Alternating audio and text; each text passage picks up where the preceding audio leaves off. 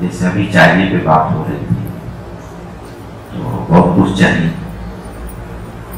तो चाहिए के लिए क्या बड़ा कंफ्यूजिंग सा है, वो अपने आप आता है कि जैसे प्रयास चाहिए है, कोई चीज चाहिए तो उसके लिए फिर प्रयास।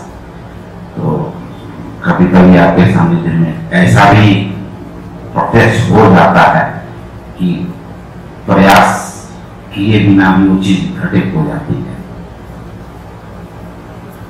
और फिर एक रीजन करता है, तार्किक बुद्धि करती है कि जो चीज चाहिए उसके लिए सुगम हो सकता है प्रयास, उसको कर लेना चाहिए। बड़ा कंफ्यूजिंग कर लेना, फिर कर लेना चाहिए वो प्रयास। एक चीज कभी कभी दिखाई देता है, क्या प्रयास करना, अगर वो तो फिर घटित हो ही जाएगा। तो बड़ा ये क्वेश्चन अभी आया कि तो फिर प्रयास क्या है, आदमी प्रयास करे या फिर छोड़ दे उसको कि घटित होगी तो हो जाएगी अगर होना होगा।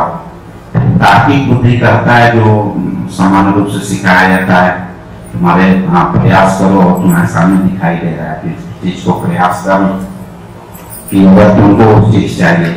फिर एक तीसरी चीज इसमें बुद्धि उलझी हुई है कि चाहिए ही क्यों, मिल जाए तो न मिले तो। थोड़ा सा इस पे मैं समझ नहीं पा रहा हूँ क्या होना चाहिए, एक क्वेश्चन भी चाहिए कि नहीं चाहिए। ने आधी बात देखी कि जो मिलना है वो मिल जाता है, लेकिन आधी बात ये भी देखनी चाहिए कि प्रयास भी घट जाते हैं, जो प्रयास करने होते हैं प्रयास भी घटते हैं। समस्या चाहिए कि तो है ही है। प्रश्न के बारे में भी एक लोगों को भ्रांति है कि प्रश्न पूछे जाते हैं या कोई प्रश्न पूछता है, कोई भी प्रश्न नहीं पूछता, प्रश्न भी घटते हैं। तो आपके अंदर से ऐसे घटा, उसके अंदर से वैसे घटा। प्रयास एक ऐसी चीज है जो इंटीग्रेटेड है हमारी लाइफ से, जिंदगी से जुड़ी हुई है। तो किसी का ये कहना कि मैं प्रयास करूं या ना करूं, ये केवल मेंटल एक्सरसाइज है। जब प्रयास होना होगा तो प्रयास भी घटेगा, और प्रयास नहीं होना होगा तो प्रयास भी नहीं घटेगा। बड़े बड़े महारथी योद्धा प्रयास वाले, नहीं घटना होता है तो नहीं घटता। और कभी कभी हल्के फुल्के कम योद्धा, बड़े बड़े प्रयास उनसे घट जाते हैं उस क्षण में। बस जो हो रहा है उसको होने दीजिए, जो करना है इंसान वो करता है, उसके माध्यम से वो घटती हैं चीजें। तो किसी को निष्प्रयास में बैठाया भी नहीं जा सकता कि भाई तुम बिल्कुल बैठ जाओ, कुछ मत करना। तो ये कुछ न करते हुए बैठे रहना भी एक करना है। और हर व्यक्ति का अलग अलग किस्म के प्रयासों के लिए डिजाइंड है। हर शरीर मन, हर बॉडी माइंड डिजाइंड है अलग अलग तरह के प्रयासों के लिए। वो वैसा करेगा ही, उसके अंदर से वैसा आएगा ही। और यही सबका अनूठापन है, सबकी यूनिकनेस यही है। किसी के अंदर से कोई टैलेंट निकलेगा, किसी के अंदर से कोई टैलेंट निकलेगा। अब पूछिए कि अलग अलग टैलेंट क्यों निकलते हैं? क्योंकि हैं अलग अलग।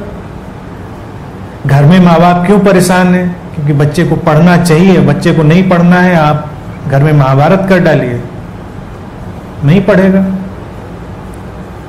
ज्यादा परेशान करेंगे, वो पढ़ता हुआ दिखाई देगा, फिर भी नहीं पढ़ेगा, किताब खोलकर बैठा रहेगा, सो जाएगा। आप बहुत दबाव डालेंगे, वो बैठे बैठे सोने की प्रैक्टिस कर लेगा। तो इंसान को जो करना है उसका वो कोई ना कोई रास्ता निकाल ही लेगा। तो घरों में सब लोग देख चुके हैं, लेकिन आज तक कोई मानने के लिए तैयार नहीं है कि आपके कितने भी चाहिए के बावजूद आप कुछ नहीं कर सकते। आप बस केवल सहयोग दे सकते हैं, किसी को अपनी बात कह सकते हैं, इंस्पायर कर सकते हैं। और भारतीय दर्शन में देखिए इन बातों को बहुत ही आला दर्जे से दिखाया गया। जैसे कृष्ण का, भगवान कृष्ण का मैं जिक्र इतनी बार करता हूँ और कहता हूँ कि उनको डिपिक्ट करने में भारतीय दर्शन ने, इंडियन स्पिरिचुअलिटी ने बहुत ऑनेस्टी का परिचय दिया। बाकी तो आजकल के सिनेरियो में देखिए, एक कोई व्यक्ति गुरु हो जाए तो उसकी पत्नी को भी गुरु बनना तय है, बनना है। और कोई जैसे डॉक्टर की पत्नी पहले डॉक्टर नहीं हो जाती थी, मास्टर नहीं, तो और गुरु की वाइफ तो वो भी गुरुमाई। लड़का तो गुरुपुत्र या लड़की तो गुरुपुत्री, और गद्दी है उसके ऊपर उसको बैठना ही है। चल ही रहे आमतौर से सिनेरियो यही।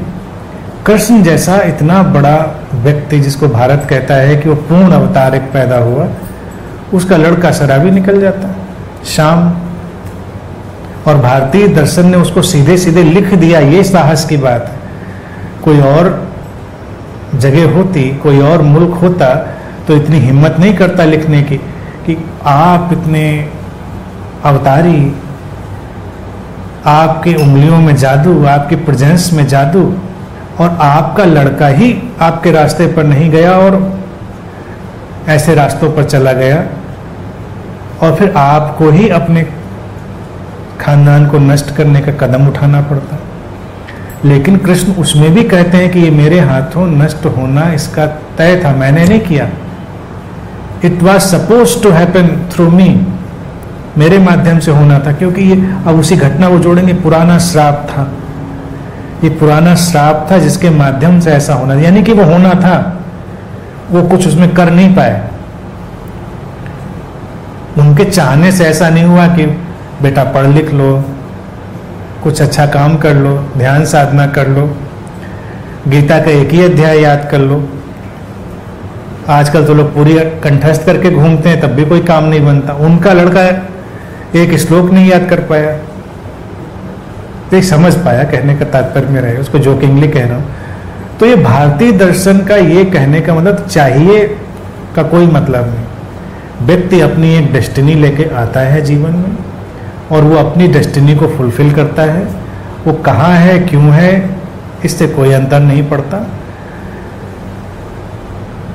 जिसको उस प्रेजेंस का लाभ लेना है, वो उस डेस्टिनी में अगर है तो वो दुनिया में किसी कोने से भी उसका लाभ ले लेगा, और जिसको उस प्रेजेंस का लाभ लेने का डेस्टिनी में नहीं है, उसके छत के नीचे रहते हुए भी नहीं ले पाएगा।